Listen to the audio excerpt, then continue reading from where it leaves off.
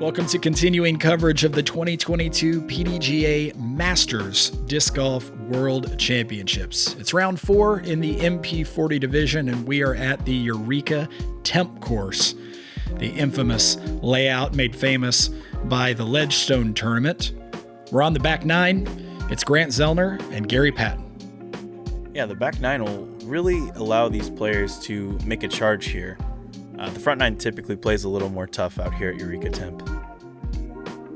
If you haven't seen any of the front 9 coverage, it is a damp day, although not a lot of rainfall. A few drops here and there maybe. Mostly though, just very humid, very sticky, not too terribly hot, not nearly as windy as it was when this same group played here just a couple of days earlier. There's a look at your lead card. Jimmy falling off the pace just a little bit, but gets a birdie back at the 9th. Yeah, and a tie at the top. Yeah, Joe Rovere and Martin Hendel leading the way as we move on to the 10th, a par 3 at 425 feet. Lots of different strategies here, but everyone kind of going for the same result. You'd love to be able to get into, well, as the drone flies here, into the sunshine around the basket, but some elect to try to float a mid-range a little bit downhill. Others try to throw something hard and around the left and bend it back in. Let's see what these guys do, starting with Justin. Yeah, and Justin throws my favorite route. You throw an overstable disc at the woods and just hope it fades just in time. Oh. He catches the edge there, but usually can get up and down. Justin Bunnell with a lot of power. Here's Martin Hendel, our co-leader out of Ontario, Canada. Likes to go the direct route. Yeah, but say he's playing more of his strengths there. He likes to throw straight. One thing to note, too, there is a ton of itchweed or stinging nettles in those woods. Very uncomfortable. Okay. Don't want to go back there then. Jimmy trying to sling something in from the left to the right. Stalls out just a little bit. We'll have something in the neighborhood of 100 feet. Yeah, and that shot might be uncomfortable, too, with the low ceiling. And here's Joe following Martin's route, but putting more height on it. See if this can put him somewhere into circle 2 for a putt. Looks like it does. Yeah, stalling out just a little bit. So Martin forced more or less to lay up from 100 feet. Or excuse me, that's Jimmy Martinez. Oh, I see what you did there. Now Martin. That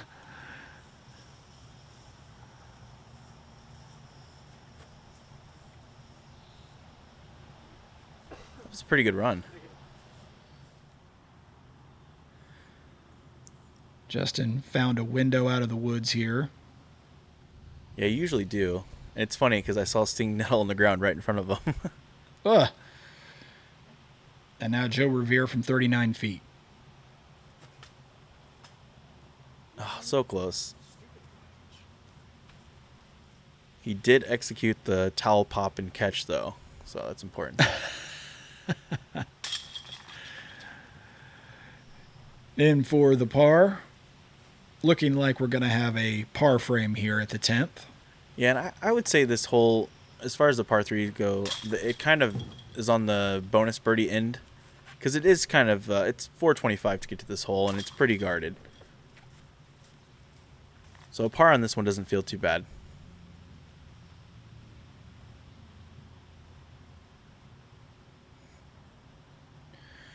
Matter of fact, it played almost to an even par average, just a tenth of a stroke over par for the field's average here at the 10th. I wouldn't imagine too many bogeys on that hole either. Well, number 11, a par 3, just 300 feet, but a lot of out of bounds. You're blind to the basket, have to go out and around to the left with any of a number of shot selections, and then the basket really close to the out of bounds, both behind and on the right. Yeah, and it's not uncommon to see players really attack this hole because normal OB rules apply. So you can have a 20 or less foot putt for par if you go OB by the basket. Yeah, a little bit of a birdie or bust. This shot looks fantastic. It is. Beautiful shot shape there from Justin. Martin playing next. A little bit of wind coming up at this point in the round.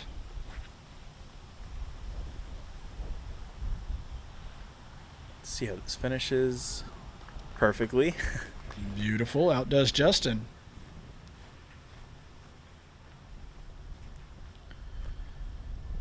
All right. Mr. Martinez now. See if Jimmy can follow suit. He has 2 drives to follow that are both in the circle. He pulled that one a bit, but it might hang on. It did indeed. Stays in bounds. Joe, a lot of angle here, and the wind direction is going to slam that to the ground. Yep, sure does. So Joe now out about 80 feet away. Just pitches it up. I think that also, credit to Martin, if you compare the 2 shots, Martin threw his shot maybe 2 times as high as Joe, as that just leaks out. He pulled it just a little bit for Justin there. I always find that part about disc golf interesting, is you can truly make it whatever you want to. Nice putt there. Off the front of the basket I think and it's in. the first sketchier putt he's had of the round. I think everything else is hit pretty center, but it still counts. Yep. Only his second birdie of the round, though. Needs to do a lot of work if he wants to stay with this lead group going into tomorrow's semifinal round. Yeah, he's played his last 3 holes clean, or 4 holes actually. Hopefully he can continue to do so. Joe and Justin clean up pars. We make the long walk across the bridge, around the corner, up the hill part way to the tee of number 12, a par 3 at 354 feet, going around the water tower. Yeah, and this hole plays longer than 354 because it's significantly uphill. Believe it or not, too, you can lay up this tee shot. You probably only have, I'd say, 175 feet to work with as far as distance goes, and then your upshot would be about the same. But I think everyone will be attacking this hole. Yeah, some players look like they're aiming to bounce their drive off the base of the tower. So we see Martin here first. That might be what Martin is just getting ready to do. So you can't hit the tower high. Boink. If you hit it low, you're usually fine. And I'm glad that he proved me right in real time because I was a little worried there. But typically if you hit about the banner height, you will roll out of bounds, I'd say 80% of the time. And this should be short of the tower in general. Yep, 2 short of the tower, skipping, banking off, and landing almost on top of each other. There's Justin Bunnell. And Justin seems like he has good power, so let's see if he can get all the way around the backside. I don't know about the height on this. If it doesn't clear the tower, it's okay. Catches it flush, but straight to the ground. So 3 for 3 on the low tower hits here. It's understandable that the players are playing it tight because, I mean, Joe here is actually taking the aggressive outside route to have a clean putt. And he is great inside of circle 1 there. Martin putting first from 50 feet with a little wind.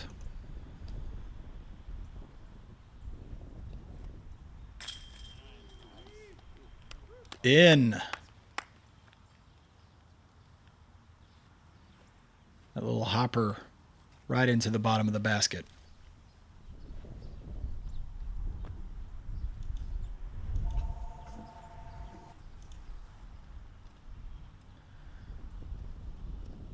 Mr. Martinez now putting from a similar distance of about 50 feet.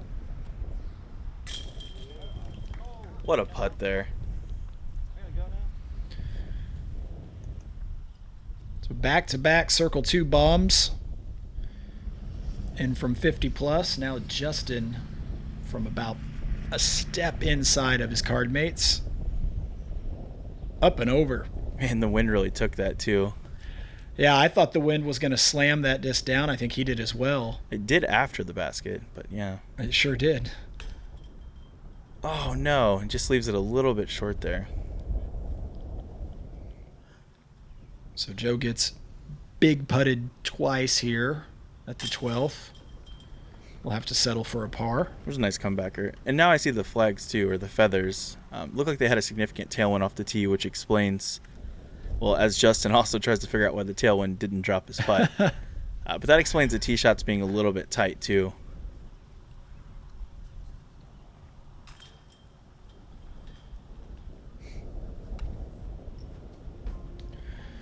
And another long walk now in store for the players, but first a look at a long putt. Martin. Perfect. You see a little a smirk from Joe there in the background. The long walk over to hole 13, the tee forcing a significant water carry anywhere from, it needs to be about in the 340 to 360 foot range to get across the water and safely onto good footing. Then most players choosing to hyzer back out over the water and onto dry land for both their second and third shots. 1,080 feet to the basket on this par 5. Yeah, and there's a couple landmarks along the way. It's funny, in each section there's one, I'd say.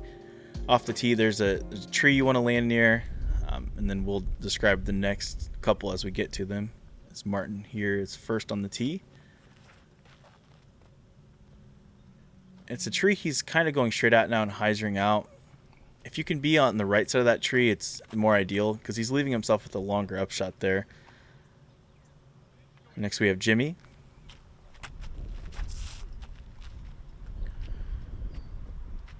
Jimmy threw something very overstable. It needs to go a little bit, Whoa. And that will be just fine right there.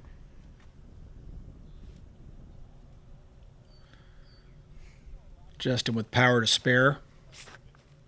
And also to be noted, you don't want to go too far in this shot. So if this shot drops about even with the tree, that is number one, A1 positioning there off the tee. Finally, Joe looks to be looking a little bit out to the right.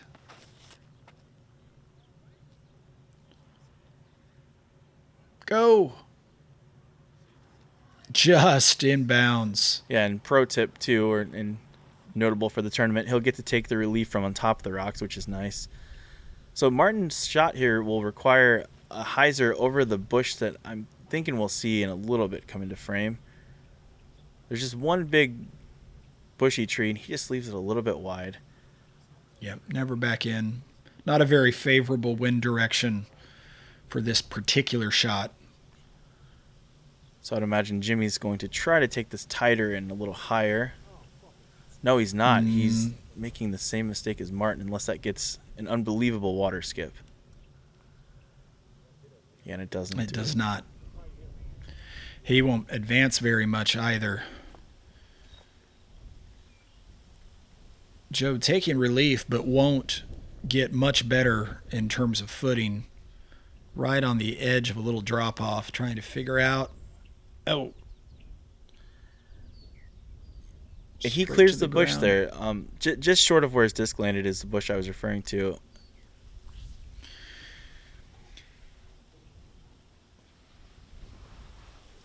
He's frustrated, but I'm not sure that his positioning after two shots would be that much different. No, and Justin was actually a little more pinched than I thought. But he'll have this high hyzer as long as he can get. Oh my goodness, he almost just little tombstone down the there. Spotter down there. He didn't even flinch. I'm not sure that he ever saw it. I don't know if he did. So now Martin, just like Jimmy, not able to advance very much. And something to note, he can't make the island where the basket's at. He's going to have to lay up to where the previous two players are at, and he does so. Yep. Over there with Justin, but having taken a penalty stroke to get there. So here's Joe. He's going to attack the third island. In this obstacle, there's a power line going across the lake that is kind of hard to see. You either want to pick above it or below it here, but it looks like he's out to the point where he can just lay up and take a par. That must have been why he was frustrated. He was looking to get more of an ideal upshot angle. We may have missed. No, we didn't. We didn't miss Jimmy's second shot. The spotter indicated that his second shot did skip off the water, touch land, and then fall back into the water. So he actually has a chance of saving par here. His upshot's probably around the 315-foot range, I'd say. Sure, if he can get up and down. And so he just went under the power line there, but it looks like he left it short. Once again, going to have to wait and see if that's in bounds. So if Justin can avoid these branches here, he's going to have to get kind of close to them. That shot looks Swings great. It out. Yeah, it does. Doesn't need a roll, though. Oh, my goodness. That's unbelievable. Stay on a rock? I didn't see a graphic, so maybe. It appears it stayed on the rocks. So Martin, very quietly, not all that bad off despite having gone out of bounds earlier. Yeah. Everybody else finding a little trouble. It's proving to have some turmoil for our card here. As you see, Joe was still so pinched off he had to throw a forehand around that bush, which he does excellently, but I mean, these players are making this hole a little harder than I think it has to be. That's where Jimmy is.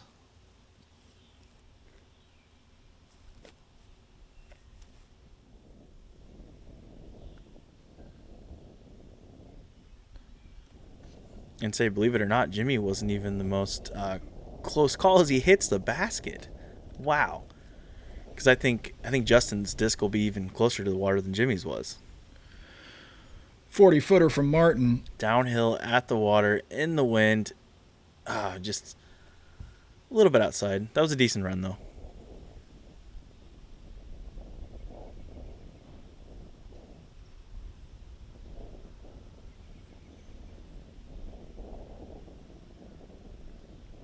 So this putt here from Justin is still pretty lengthy.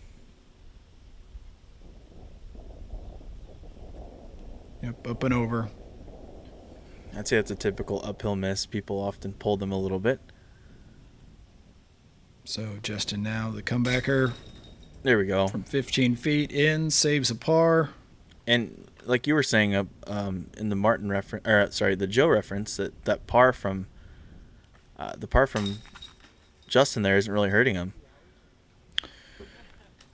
Nope. Joe pars as well and picks up strokes on Martin. And sorry, I was right the first time. It was the Martin reference. And yeah, double bogey here doesn't feel good.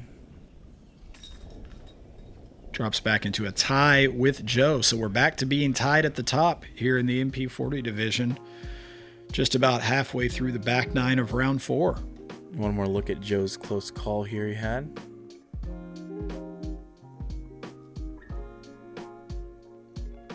Ended up safe by inches. Play disc golf. Pelaan frisbeegolfia. Spill disc golf. Yeah. To help recognize players of all ages and backgrounds, we are excited to announce the PDGA Global Master Series. Beginning January 2023, anyone competing in a Masters division at a PDGA-sanctioned tournament will qualify. You'll be ranked with other players in your division from around the world. And the player with the 8 highest rated rounds will become a PDGA Global Master Series champion. Visit pdga.com/GMS. Ledgestone. Every summer, hundreds of disc golfers flock to the greater Peoria, Illinois area to compete in the sport's richest and most charitable event, the Ledgestone Open. But what does Ledgestone look like for the rest of the year? On the surface, Ledgestone is one of disc golf's leading retailers, but look a little closer and you'll find a group of motivated individuals providing the best possible service to the disc golf community. So whether you're building a bag, wanting to support your favorite pro, or looking to add to your disc golf wardrobe, choose the retailer that's as passionate about the sport as you are. Choose Ledgestone. Here we are at hole number 14, a par 4 at 850 feet. This is a tricky fairway, slanting downward to the water, forcing you to play with the lay of the land. You've got OB, of course, the water. You've got a Mando. You've got actually a little ditch down there at the base that plays out of bounds. It's only about 3 feet wide at its widest. Nevertheless, once you get over all of that, now we approach the basket. Yeah, and this is a very, if you're going to go for the 2, you're bringing the lake on the right and deep into play. I would be surprised if we saw more than one birdie on this hole. It's a very, very tough par 4. First things first, tricky tee shot. So you're trying to keep it below the canopy, and then this looks like it's leaking left a little bit. Oh. But I think he stays safely in bounds. in. Yeah, he'll have a weird tree down there to deal with. And Joe's definitely throwing something slower here. Yeah, you can tell he's further back, but he has the process of par started.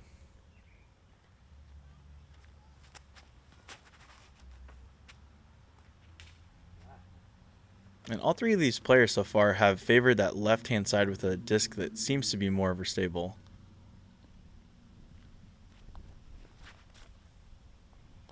Martin needs a little luck here, and he kicks all 4 players on the left-hand side. You know, I just realized I think I might have said Mando earlier. That tree in my mind is a Mando. I realize there's not a sign on it, but in my mind, as I think about this hole and what I would throw and what you're doing, that tree to me, suggests something that you cannot go right of it. Martin fortunate to hit it, bounce to here, and actually not in too bad a shape. Yeah, still 500 feet from the pin though. So yeah, safe. Not with the power to get there, but certainly taking on the water to get all he can. Yeah, that right there almost leaves him with a carefree par, which, similar to hole 6 previously in the round, I think would be gaining a lot of strokes on the competitors in this division. Joe leaves this a little high. He's got some room over there. Yeah, he just passed a 90-degree turn. The OB is parallel to Justin here. Actually cuts off to the left where Joe just went. This looks like a pretty good shot too. Smash. And yet, as far as we've seen Justin throw, he's still that short of the basket. Yeah, you can see. Yeah, this whole place so far. Jimmy leaves that one a little high. Hopefully it rolls down into that valley. Just a little short. He has a putt.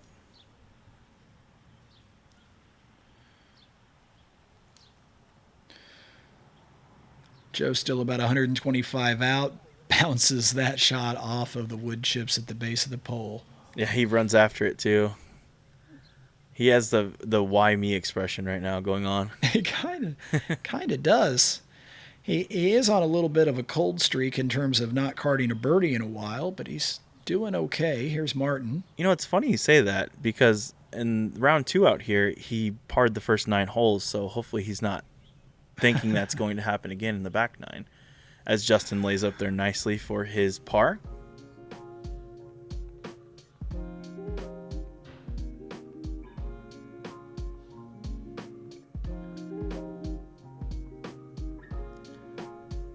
Looks like we had ourselves a little bit of a miss there on some of the putts. Probably changing out batteries. These cameras working hard. You got a quick look at the scores there. A couple of bogeys on the 14th. One of them by Joe, who missed his putt. And quickly we're up to the 15th, a par 3 at 315 feet. Yeah, I mean, and if a battery's going to die before 15, at least it's an easy one. It's right there in front of you with a Mando. The pole is the Mando, not the tree itself. Mm-hmm. Yeah, camera guys scrambling out here in some challenging conditions as humid, the dew point just making this day really difficult for that electronic equipment. So hats off to them for all that they went through to get us this coverage. Yes, for sure. Justin threw Here's a Martin. nice shot first, and now Martin. Yep. Curving this around. There it is. Okay. Was worried for a moment that might trickle through and go out of bounds, so the tree may have saved Martin there. Here we get to see a nice look at Joe's thumber power. He puts that into circle 2. That's interesting. We couldn't tell from the tee that he caught that tree on the way down. He got up there and thought it was a little short of where he expected it to be, and now we know why. Oh, this is definitely... Does it get help from the tree? It is getting help from the tree. Sits! Oh my goodness. Roller coaster of emotions. I was about to just write it off as instantly being OB, and then I thought, maybe. Rough. Unfortunately, Jimmy's erased both of his birdies, and then now looking to possibly take another stroke in the wrong direction.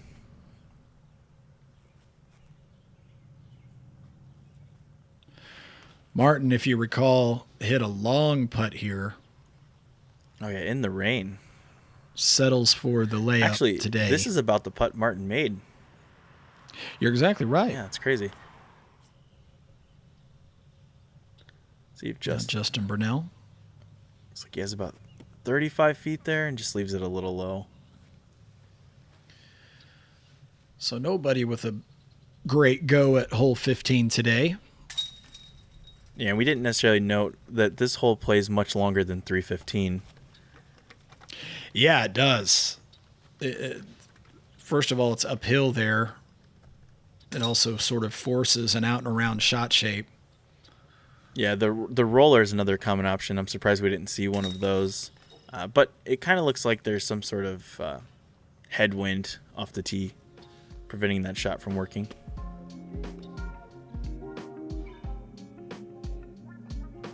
And to the 16th, a 606-foot par 4. Most of the challenge here is just in the slope and sort of the way the out of bounds on the downhill side of the slope can come into play if you catch an edge or if you push your tee shot too straight. Otherwise, it really just takes two fairly straightforward shots to at least have a birdie putt. It may not be a close one, but I've seen a lot of birdie putts here on 16 during the course of the week. Yeah, and a lot of times players will grab the same disc they just threw on the previous hole and throw a very similar tee shot, which it looks like Justin's doing just that. And also, if you're wondering where the heck this road came from, it's new within the last year it was like a gravel road, and now it's an actual road. So, little walking path. Yeah, new addition here. Inbounds, by the way. Yeah. And it's funny you say that because round one we saw Martin catch the path and skip way up down the road. There is an OB line on the other side of all of those bushes if you were to go over or through the bushes, which is really hard to do. I haven't seen it done in quite some time. Even this roller is going to get caught up. Yeah, and those bushes are so thick that you can't even get in there to get your disc in a certain place. Like you might have to find an opening. They're very, very tight. Hopefully this doesn't cut roll on Jimmy. It stayed in the middle. That should be fine. Little reference points. It's difficult to see from this angle. There's a yellow stake that marks 250 feet to the basket. It's right there next to the path. And one more thing. There it is. The telephone pole is a mandatory on this hole, so you need to stay left of it. That you see right in the center of the screen. And that's why there's a drop zone. Martin up and around. That should be a circle 2 putt, I believe. Oh, almost in the circle, actually. Yeah, not bad at all. And along with Justin's shot here, we have the sun making an appearance. Oh, look at that. That won't help the muggy feeling that the day already had. Oh, and he pushed Might that dry OB. things out a little. It definitely needs to dry things out. I think Justin was just barely safe there. The bush is fighting back on Joe. I see a little smile there. He landed in the one cutout in this entire row of bushes somehow. I mean, it's still going to be a very awkward shot. Don't get me wrong, but yeah, it needs to. Don't hurt yourself. So with throwing this shot, the important thing is to not get it nose up, because the most common mistake is going OB left. So if he commits to this shot nice and high, I mean, it's going to be nose up, but he needs to put a lot of angle on it. As you can see, it's a very difficult shot. Hit the bushes and drifted. Didn't make a whole lot of headway. He'll still be about 140 feet away from the basket when he plays his third. I think he should be able to get this up and down routinely, as long as the green's good to him, and it is. Good effort there.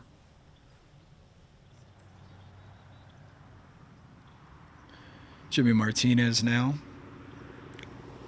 About 100 feet away.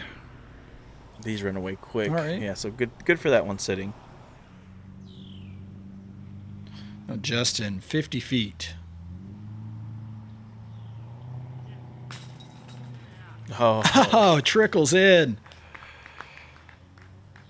great putt. Looked longer from 50 feet from that angle, I would but I agree. went down and double checked. Believe it or not, that was 50 feet. It was just uphill. Ooh, Martin ran that one. Strong. A rare miss.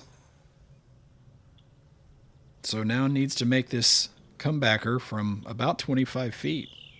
You can tell if he's this far back, which he does excellently, he's really feeling his putter. You know, he went after that putt and he did the right thing and made the comebacker. So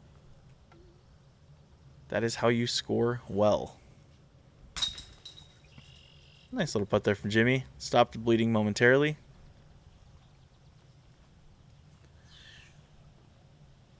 So Martin, by saving that par, keeps himself in the lead by a single stroke over Joe. As he resets. Joe, yeah, a big gust of wind at this particular moment. Yeah, and the lake is in the background of the basket. I'm not saying it's close, but the wind will be typically coming off the lake. And one thing to note, I think Jimmy was 8 up very early in this round, so he's actually played much, much better throughout the rest of the round than the very, very beginning. Yeah, no more doubles or triples. Those can hurt in a hurry. This helps. Look at that. Bounces off the cage, man. Helps Justin out. On to the 17th, just 310 feet. Water almost all the way. Out of bounds, left, right, and along of this basket. The whole green area is shaped like a long, thin rectangle. You got to stick it. Yeah. So kind of a birdie or bogey hole, really. Yeah, and you won't really ever lose a disc on this hole because the water short of the basket's like 2 feet deep, but it will definitely stack up the bogeys. As Justin throws his high shot here, that needs to keep flipping or he might leak OB. Just land soft. Nicely done. In the corner. He kind of landed in a spot where you might potentially miss it. He has a lengthy putt there. And Martin taking it more straight at it. These discs aren't looking like they want to stand up all the way. Yeah, that one just sort of fell out of the sky for Martin. Yeah, I usually see people go kind of over the boat ramp and the dock on a hyzer, which Joe does on cue. And he might run the basket. Oh, long. Just a little long. Big bounce there on the landing. I personally feel like that's the most annoying mistake on this hole is just skipping out long as Jimmy throws a hyzer also. And it's great. CTP there for Jimmy. So now we're at the drop zone, which is 177 feet from the basket. Not a lot of chance at throwing this in and saving that par. So doing the smart thing, Martin just floating one up there into the fat part of the green. And I personally like the sidearm here that Joe's throwing. Needs to get down. Yeah, he left that a little high, but that similar result problem to Martin.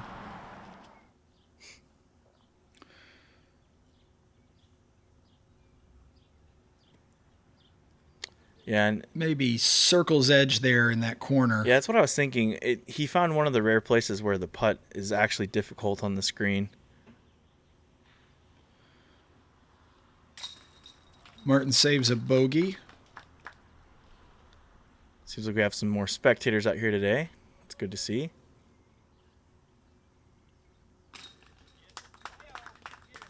And Joe is already in the basket. There's usually a group of kids that'll hang out there and they'll go grab your discs for you. It's nice. Jimmy Martinez to get to even par on this 9-hole stretch. So to your point, definitely playing a much better back nine than his front nine. Yeah, and even though he's 8 over, I mean, that's still going to rate pretty well, and he's not going to lose a ton of spots. No, he's not. He's certainly still in the upper echelon of this MP40 division. One more look at his nice drive there. And and isn't in any danger of missing the cut because there is a cut before the semifinal round that was played on Saturday morning. The 18th is all that stands between us and that round. A par 4 at 711 feet. There is a Mando to the right off the tee pad. This stage here on the left playing as a casual space. Players can take free relief. And the basket in that traditional and well-known position down a little bit toward the water's edge. Yeah, this hole plays extremely long. Even though it's 711 feet, you're kind of playing around the lake. Lots of runaway, slanted green. The stage thing you were talking about comes into play. Lots of room for drama here as Jimmy's first on the tee. And Jimmy electing for the air shot. And that's just fine. So yeah, difficult to birdie from there. Yeah, a little short of ideal, but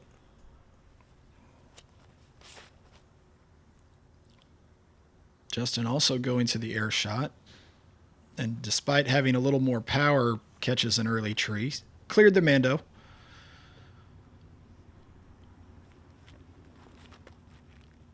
Here's the typical play here from Martin. If you haven't watched round 2 yet, he has an interesting occurrence happen here with this giant piece of concrete. Yeah, I had to determine how to properly take a stance. He wrapped around the other side of the stage. Joe, up high on the hillside, catches a tree. Would love to have seen how that shot would have turned out if it hadn't caught that tree. Here's Justin. See if he can salvage a par out of this. That'll be just fine. Yeah, I'd say he still has close to 200 feet as yes, Jimmy's looking over the lake here. Commitment. Bold move. Commitment is the word we're looking for here. And he... Into the tree. Just splashes. Into the water. Yep. I think if that worked out, he's probably looking at a 50-footer or so. I can't tell how fast the disc was he threw, but very close. Here's Joe, just over 350 to the basket, but a low ceiling forces a low shot. Does pretty well, given what he had to work with. Yeah, and he'll probably just pitch that up and take the par. As Martin has to deal with this once again. Yep. Can't take relief unless you're up and on it. Oh, man, I didn't expect that to leak down. I think it stayed in, but Martin very well could have nightmares about this little pier thing. Justin from 185. Needs to hold on a little bit. Looks fine. The tree helps, and he is pretty much parked. Yeah, practically a tap in from there. Look at this. Safe. Okay. Joe, you want to take a look? He's still requesting some second opinions. Yeah, doing the right thing. Getting the verification from the card mates. Doesn't want to just assume he's safe, make a mark, and wants to make sure everybody sees exactly what is going on before he does anything to alter his lie, even if it is within the rules. So Martin line 2. This is third from 91 feet. I think he's going under the branch, which he is, and that's all but done there on this hole for Martin. Same for Joe. Nope. Was looking at it, and then they decided Martin. Or did Joe play that quickly? Joe did play that quickly, yes. Oh, I glanced down at my notes in exactly that moment and glanced back up and thought that they had decided they were playing out of order. He threw a very quick forehand hyzer, and he's on the wood chips. Yeah. So not even thinking about running that putt. This is why I looked down to check my notes to see just how far away Jimmy Martinez was going to be.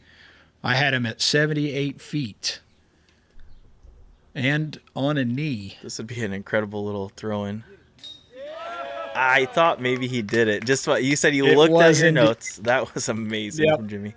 Now you know why my attention was a little bit divided there, with my apologies to Joe Rovere, not watching that upshot. But Jimmy with the routine par on hole 18 here. Wanted to get that right. That was awesome. We've got to see 2 throw-ins now on this course in 2 different rounds. Justin taps in there for par. Looks like we're going to have a star par frame here. Yeah. As long as Martin can par frame. tap this in.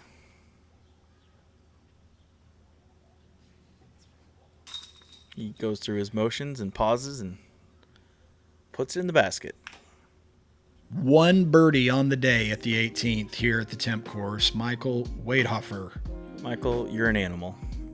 Yeah. The only birdie on a hole that played more than a stroke above par across the field.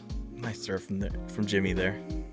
Yeah, Jimmy helping out the field's average. Everybody can thank Jimmy for throwing that in from 78 feet. Carding apart despite a penalty stroke. And we wrap up round number 4, getting ready to cut the field down before the semifinals. And then, of course, a final round to be played by the final 4, maybe even some of these guys. With Martin Hendel, a 1 under par round today at the Eureka Temp course, good enough to take over the lead on this, the second to last day of the Masters World Championships. How is it trying to keep everything together when scoring is so difficult that a 1 under par round is good enough to take the lead? Yeah, I'm surprised the 1 under is taking the lead. We got very lucky when we started. The weather cleared up. I had a few lucky breaks. I had a good steady front 9, scoring really well. And we had a bit of a wait on 13, and I got out of position, tried to make a hero move when I should have took my medicine. But aside from that, not too great of a back 9, but I'm just surprised to be in first. Back here at the Eureka Temp course here for the first part of the last day, any adjustments you need to make, feeling like maybe 1 under par won't do it a second round in a row? Yeah, if the weather's nice, I'm going to look to be putting between 4 and 6. Hopefully better, but I'd be happy between 4 and 6. Interesting question here. You're from Canada. Mm-hmm. This is a world championship. Yep. You may be the last hope for the world to take down this championship on U.S. soil. Do you think about that at all? Do you think that's even interesting? Any thoughts when it comes to that? I'm just trying to just trying to play the best I can, and take whatever I get, and just do the best I can and try to keep it as less stressful as possible. How are you going to sleep tonight? I'll sleep great. You'll sleep great. It's Martin Hendel. Fun guy to talk to, a guy with a great demeanor on the course. Quick with a compliment to his card mates, and now in the lead by a single stroke over Joe Rovere going into the semifinal round. Justin Bunnell will join that pairing, and Michael Johansson onto the lead card for the semifinals. Yeah, apparently when we play Eureka, MJ just decides to jump onto the lead card. The Woods expert doing things out in the open at the Eureka Temp course. We'll be back with that semifinal round right here, so make sure you follow the PDGA on YouTube. It's the 2022 PDGA Masters Disc Golf World Championships.